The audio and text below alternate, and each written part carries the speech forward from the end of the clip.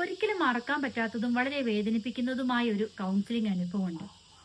ഒരു 35-40 വയസ്സ് പ്രായമുള്ള സ്ത്രീ 18 വർഷമായി മാരേജ് കഴിഞ്ഞിട്ട് ഇത്തരം കാലയളവിനിടയിൽ ഒരിക്കൽ പോലും പാർട്ട്ണറുമായിട്ട് ഒരു വലിയ രീതിയിലുള്ള കൺഫ്ലിക്ട്സോ കാര്യങ്ങളോ ഒന്നുമില്ലാതെ സ്മൂത്ത് ആയിട്ട് മുമ്പോട്ട് പോവുകയാണ്. കുട്ടികളുണ്ട്.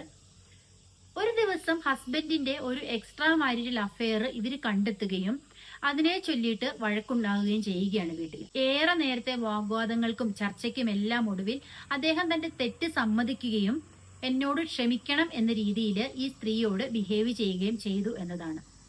എന്നാൽ ആ സ്ത്രീയെ സംബന്ധിച്ചിടത്തോളം ക്ഷമിക്കുക എന്നത് അവിടെ ചിന്തിക്കാൻ പോലും പറ്റുന്ന ഒരു കാര്യമായിരുന്നില്ല. ആകെ മൊത്തം ഹ്യൂമിലിയേറ്റഡ് ആയിട്ട് സെൽഫ് എസ്റ്റീം എല്ലാം കംപ്ലീറ്റ് പോയി ഒരു ലോ സ്റ്റേജിലാണ് ഞാൻ അവരെ കാണുന്നത്. പല സെഷൻസിന് ശേഷം അവരെന്നോട് ചോദിക്കുകയാണ്, ഷുഡ് ഐ ഫോർഗീവ് ഹിം? 18 വർഷമായി ഞങ്ങൾ ഇരുവരും ബിൽഡ് ചെയ്ത് കൊണ്ടുവന്ന ട്രസ്റ്റാണ് ഇന്നിവിടെ ബ്രേക്ക് ആയത്.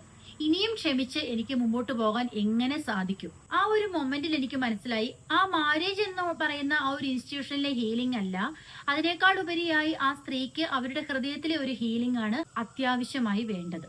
ബിട്രയൽ എന്നത് ഒരു ഡീപ്പ് വൂണ്ടാണ്. അത് നമ്മെ പലപ്പോഴും ഇമോഷണലി ചേഞ്ച് ചെയ്ത് വേറെ ഒരു വ്യക്തിയാക്കി മാറ്റുന്നതായിട്ട് നമുക്ക് കാണാൻ സാധിക്കും. എന്നാൽ ഫോർഗീവ്നെസ് എന്ന് പറയുന്നത് ശരിക്കും ഈ ഒരു പാസ്റ്റിനെ വിട്ട് കളയുക എന്നുള്ളതല്ല, നമ്മൾ നമുക്ക് തന്നെ കൊടുക്കുന്ന ഒരു സെക്കൻഡ് ചാൻസ് ആണ് മൂവ് ഓൺ ചെയ്യാനായിട്ടുള്ള.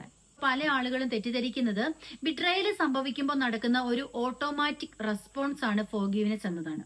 അങ്ങനെയല്ല. ശരിക്കും ഫോർഗീവ്നെസ് എന്നത് തികച്ചും പേഴ്സണൽ ആയ ഒരു ഡിസിഷനാണ്. ക്ഷമിക്കുന്നതിന് മുമ്പ് നമ്മൾ നമുക്ക് സംഭവിച്ച ഡാമേജിനെ കുറിച്ചിട്ട് പൂർണ്ണമായി ബോധ്യമുള്ളവരായിരിക്കണം എന്നതാണ്. കാരണം ഈ ട്രസ്റ്റ് മുറിഞ്ഞു പോയെടുത്ത് അത് റീബിൽഡ് ചെയ്തെടുക്കാനായിട്ട് കുറേ സമയമെടുക്കും. ഇവിടെ നമ്മൾ സ്വയം ചോദിക്കേണ്ട ഒരു കാര്യം, ഈ ഫോർഗീവ്നെസ് എന്ന് പറയുന്നത് നമ്മളൊരു ഫീലിംഗിന്റെ പുറത്താണോ ചെയ്യുന്നത്? അതായത് നമ്മളെ ഹേർട്ട് ചെയ്ത വ്യക്തി നമ്മളോട് വളരെ കാര്യമായി ക്ഷമ ചോദിക്കുകയും ഇനി ആവർത്തിക്കുന്നില്ല എന്ന ഉറപ്പ് നൽകുകയും ഒക്കെ ചെയ്യുമ്പോഴാണോ നമ്മൾ ഫോർഗീവ് ചെയ്യുന്നത്? അതോ സത്യത്തിൽ നമ്മൾ ഹീല് ചെയ്യപ്പെടാനും ആ വേദനയിൽ നിന്ന് നമ്മൾ അകന്നു പോകാനും വേണ്ടിയിട്ടാണോ ഫോർഗീവ് ചെയ്യുന്നത് എന്നത്? ഇതാണ് ശരിക്കും ഫോർഗീവ്നെസിന്റെ ഒരു ക്രിട്ടിക്കൽ ഡിഫറൻസ് എന്ന് പറയുന്നത്. ട്രസ്റ്റ് എന്ന് പറയുന്നത് ശരിക്കും ഫ്രജൈലാണ്.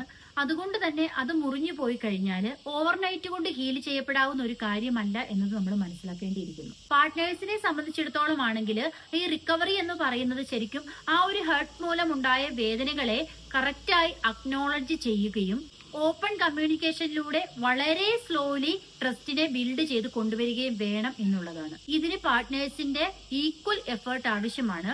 വേദനിപ്പിച്ച വ്യക്തി തീർച്ചയായും തങ്ങളെ തന്നെ വീണ്ടും പ്രൂവ് ചെയ്ത് കാണിക്കണം എന്നുള്ളതാണ്. അതുപോലെ തന്നെ വീണ്ടും അവരെ ട്രസ്റ്റ് ചെയ്യണമോ എന്നുള്ളത് വേദനിപ്പിക്കപ്പെട്ട വ്യക്തിയുടെ മാത്രം ഡിസിഷൻ ആണ് എന്നുള്ളതും കൂടി മനസ്സിലാക്കേണ്ടിയിരിക്കുന്നു. സൈക്കോളജിസ്റ്റായ റോബർട്ട് എൻഡ്രൈറ്റ് തന്റെ ഫാദർ ഓഫ് ഫോർഗീവ്നെസ് റിസർച്ച് എന്ന വർക്കിൽ ഇപ്രകാരമാണ് പറയുന്നത്: ഫോർഗീവ്നെസ് എന്നത് ഒരു കോൺഷ്യസ് ഡിസിഷൻ ആണ്. അതായത് ക്ഷമയെന്നാൽ ഒരാളുടെ പെരുമാറ്റത്തിനോട് ക്ഷമിക്കുക എന്നുള്ളതല്ല, മറിച്ച് വ്യക്തികളെ കോപത്തിന്റെയോ ഫ്രസ്ട്രേഷന്റെയോ ഒക്കെ ഇമോഷണൽ ബാരിയേഴ്സിൽ നിന്ന് മോചിപ്പിക്കാനുള്ള ഒരു പ്രോസസ്സ് കൂടിയായിരിക്കും. നാം ഓർക്കുക, ഹീലിംഗ് എന്ന് പറയുന്നത് വളരെയേറെ സമയം ആവശ്യമുള്ള ഒരു പ്രോസസ്സാണ്. അതോടൊപ്പം തന്നെ പ്രതീക്ഷയും. ഈ ഒരു പ്രതീക്ഷ തന്നെയായിരിക്കണം വീണ്ടും ഒരുമിച്ച് ഒരു പുതിയ ചാപ്റ്റർ ആരംഭിക്കാനുള്ള ഫൗണ്ടേഷൻ എന്ന് പറയുന്നത്.